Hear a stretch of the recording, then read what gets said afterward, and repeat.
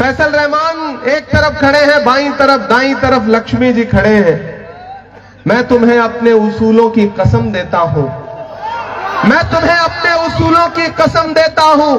मुझको मजहब के तराजू में न तौला जाए, मैंने इंसान ही रहने की कसम खाई है। मुझको हिंदू या मुसलमान न समझा जाए। यह चुनाव मोहब्बतों का चुनाव है। एक तरफ भाजपा की नफरतें हैं, भाजपा की साजिशें हैं, वोट बांटने की कोशिशें हैं, खरीदने की साजिशें हैं। लेकिन ढाका में खड़ा होकर के मैं ये कह रहा हूं कि अदावत है, सियासत है, परिंदा है, शिकारी है। अदावत है, सियासत है, परिंदा है, शिकारी है, मगर इन सारी चीजों पर मोहब्बत अब भी भारी है। ढाका वालों, फैसल रहमान से आपका सिर्फ फैसल रहमान तक का रिश्ता नहीं है, 2 पीढ़ियों का, 3 पीढ़ियों का, 4 पीढ़ियों का रिश्ता है। मैं इनके वालिद साहब के बारे में पढ़ता रहा हूं, सुनता रहा हूं।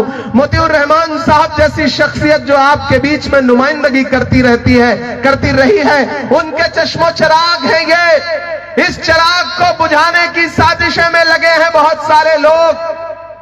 पिछली बार बहुत थोड़े वोट से चूक गए थे आप, लेकिन इस बार चूकना नहीं है।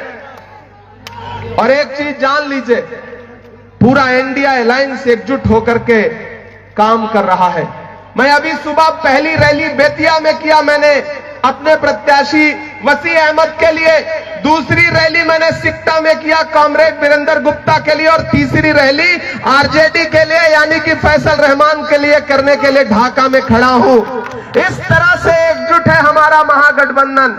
लेकिन उधर एनडीए वाले नीतीश जी को चिराग निपटा रहे हैं, और चिराग को भाजपा वाले और जेडीयू वाले मिलकर के निपटा रहे हैं।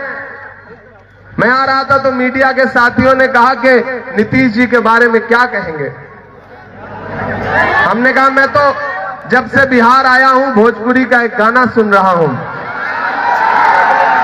कि छन छन बदले तोहरे मिजाज रजऊ, दगाबाज रजऊ, धोखेबाज रजऊ। मैं तो गाना सुन रहा हूं ये भोजपुरी का।